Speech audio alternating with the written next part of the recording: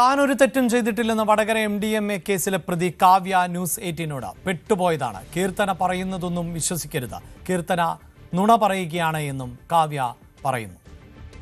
ഞാനൊരു തെറ്റും ചെയ്തിട്ടില്ല, അത് എനിക്ക് നിങ്ങളോട് പറയാനുള്ളത്. പെട്ടുപോയതാണ്. കീർത്തന പറയുന്നത് അല്ലല്ല, അവള് പറയുന്നതൊന്നും വിശ്വസിക്കേണ്ട, അതൊന്നും നല്ല റിയാലിറ്റി ഞാൻ പറയാം. MS അനീഷ് കുമാറാണ് വാർത്തയുടെ വിശദാംശങ്ങളുമായി ചേരുന്നത്.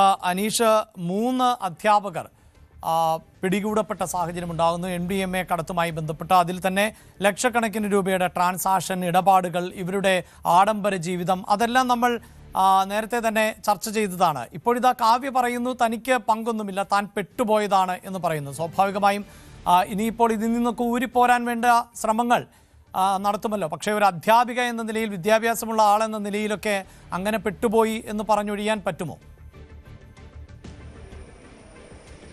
തീർച്ചയായും അവർക്ക് അങ്ങനെ പറഞ്ഞൊഴിയാൻ കഴിയില്ല. നേരത്തെ കേസിലെ പ്രതിയായ കീർത്തന കോടതിയിൽ ഹാജരാക്കിയപ്പോഴും മാധ്യമങ്ങളോട് പറഞ്ഞത് താനൊരു അമ്മയാണ്, അല്ലെങ്കിൽ താനൊരു അധ്യാപികയാണ് എന്നൊക്കെയാണ്. തനിക്ക് ഈ കേസുമായി യാതൊരു ബന്ധവുമില്ല എന്നൊക്കെ പറഞ്ഞു. പക്ഷേ പിന്നീട് പോലീസ് ചോദ്യം ചെയ്യൽ വിശദമായി നടത്തിയപ്പോൾ അവരുടെ അക്കൗണ്ട് വഴി ലക്ഷങ്ങളുടെ ഇടപാട് നടന്നു എന്നൊക്കെ കണ്ടെത്തുകയും ചെയ്തു. അതുപോലെ തന്നെ പോലീസ് കരുതുന്ന ഈ കേസിലെ ഒരു പ്രധാന കണ്ണിയാണ് കാവ്യ എന്ന അധ്യാപിക. ആ കാവ്യയും അനീഷ്മയും കസ്റ്റഡിയിലുള്ള മറ്റു 2 പേരാണ്. അവരെയാണ് കോടതിയിൽ ഹാജരാക്കിയത്. ഇന്നലെ അന്വേഷണ സംഘം ഇവരെ കസ്റ്റഡിയിൽ ആവശ്യപ്പെട്ട്, അതായത് കസ്റ്റഡിയിൽ കൂടുതൽ ചോദ്യം ചെയ്യണമെന്ന് ആവശ്യപ്പെട്ട് കോടതിയിൽ കസ്റ്റഡി അപേക്ഷ നൽകിയിരുന്നു. അതിൻ്റെ അടിസ്ഥാനത്തിൽ 2 ദിവസത്തേക്ക് കസ്റ്റഡിയിൽ വിട്ടുകൊണ്ടുള്ള ഒരു ഉത്തരവ് കോടതി നൽകുകയും ചെയ്തിരുന്നു. ഇതിൻ്റെ അടിസ്ഥാനത്തിൽ പ്രൊഡക്ഷൻ വാറണ്ട് പുറപ്പെടുവിക്കുകയും ഇന്ന് അവരെ കോടതിയിൽ ഹാജരാക്കുകയുമാണ് ചെയ്തത്. അപ്പോഴാണ് താൻ ഈ കേസിൽ പെട്ടുപോയതാണ്, കീർത്തന പറയുന്നതൊക്കെ കളവാണ് എന്ന് അവർ പറയുന്നത്. കാരണം കീർത്തന പറഞ്ഞത് കാവ്യയുടെ സുഹൃത്തിന് നൽകാൻ, കാവ്യയോട് പണം കടം ചോദിച്ചപ്പോൾ അത് സുഹൃത്ത് വഴി തനിക്ക് നൽകുകയാണ്, അല്ലാതെ മറ്റൊരു ഇടപാടും തനിക്ക് ഇല്ല എന്നാണ് പറഞ്ഞത്. പക്ഷേ അതൊക്കെ കളവാണെന്നാണ് ഇപ്പോൾ കാവ്യ പറഞ്ഞിരിക്കുന്നത്. എന്തായാലും അല്പസമയത്തിനകം ഇരുവരുടെയും കേസ് കോടതി പരിഗണിക്കും. എന്നിട്ട് പോലീസിൻ്റെ കൈവശത്തേക്ക് വിടും. ഇതിനുശേഷമാവും വിശദമായി ഇവരെ ചോദ്യം ചെയ്യുക. അഭിലാഷ്.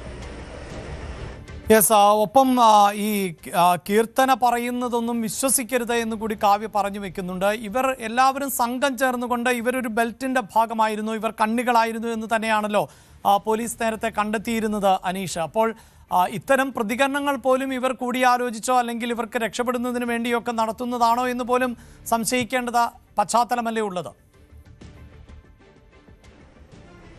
തീർച്ചയായും ഇവർ എല്ലാവരും ഒത്തുചേർന്ന ഒരു ചങ്ങലയുടെ കണ്ണി എന്ന വണ്ണമാണ് ഈ മയക്കുമരുന്ന് കേസിൽ പ്രവർത്തിച്ചതെന്ന് തെളിവുകളടക്കം പുറത്തു വന്നിരുന്നു. അതായത് ഇവരുടെ ഗൂഗിൾ പേ വഴി, അക്കൗണ്ട് വഴി പണം വാങ്ങുക, പിന്നീട് ആവശ്യക്കാർക്ക് അവരുടെ മറ്റൊരു സ്ഥലത്ത് ചരക്ക് എത്തിക്കുക, ഈ രീതിയിലായിരുന്നു ഇവർ ചേരുന്നത്. അതുകൊണ്ട് എന്തായാലും ഇതിൻ്റെ ഉത്തരവാദിത്തത്തിൽ നിന്ന് ഇവർക്ക് പൂർണ്ണമായി ഒഴിഞ്ഞു മാറാൻ കഴിയില്ല. പലതരത്തിലുള്ള വാദങ്ങൾ പ്രതികൾ മുന്നോട്ട് വെക്കും. പക്ഷേ ആത്യന്തികമായി ഇവർ കുറ്റക്കാരാണ് എന്ന് തന്നെയാണ് പോലീസ് പറയുന്നത്. അതുകൊണ്ടാണ് ഇത്രയധികം ദിവസം കഴിഞ്ഞിട്ട് പോലും ജാമ്യം പോലും ലഭിക്കാതെ ഇപ്പോഴും റിമാൻഡിൽ തന്നെ കഴിയേണ്ടി വരുന്നതും.